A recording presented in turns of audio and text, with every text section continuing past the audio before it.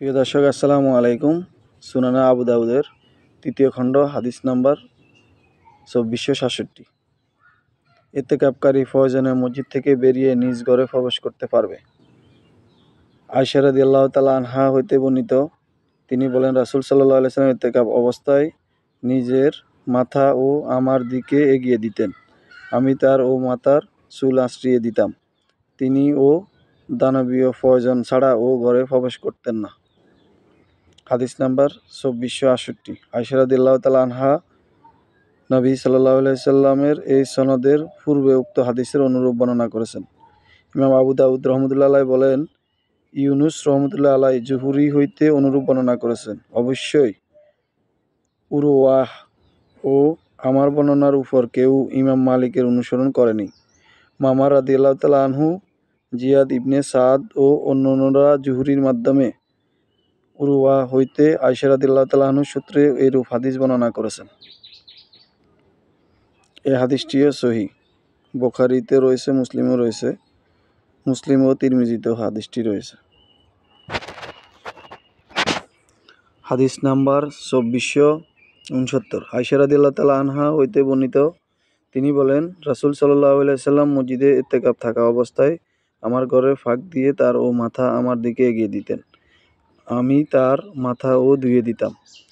আর Musaddad রহমতুল্লাহ আলাইহি বলেন, আয়েশা রাদিয়াল্লাহু তাআলা আনহা বলেন, অতঃপর আমি ও হাইজ অবস্থায় তার ও মাথা চিরুনি করে দিতাম। হাদিস নাম্বার ২৪৭০। সাফিয়া রাদিয়াল্লাহু তাআলা আনহা হইতে বর্ণিত, তিনি বলেন, রাসূল সাল্লাল্লাহু আলাইহি সাল্লাম ইতিকাফ থাকা অবস্থায় এক রাতে আমি ও তার সাথে দেখা করতে যাই। তার সাথে কিছুক্ষণ কথাবার্তা বলার পর আমি ঘরে ও ফেরার জন্য দাঁড়ালে তিনি আমাকে ও এগিয়ে দিতে উঠলেন। সাফিয়া রাদিয়াল্লাহু তাআলা আনহুর বাসস্থান ছিল ওসামা ইবনে যায়েদের ঘরের পাশে। দুইজনই আনসারী সাহাবী। ওই পথ দিয়ে অতিক্রমকালে নবী সাল্লাল্লাহু আলাইহি সাল্লামকে দেখতে পেয়ে অতি দ্রুত চলে যেতে লাগলো। নবী সাল্লাল্লাহু আলাইহি সাল্লাম বললেন, তোমরা স্বাভাবিক গতিতে হাঁটো। ইনি হইলেন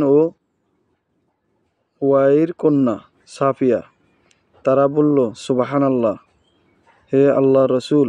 তিনি বললেন, শয়তান রক্ত প্রবাহের মতো মানুষের ও শিরায় উপশিরায় প্রবেশ করে। আমার আশঙ্কা হইল সে তোমাদের মনে কুধারণা অথবা মন্দ কিছু ও উপদ্রেক করতে পারে। হাদিস নাম্বার ২৪৭১।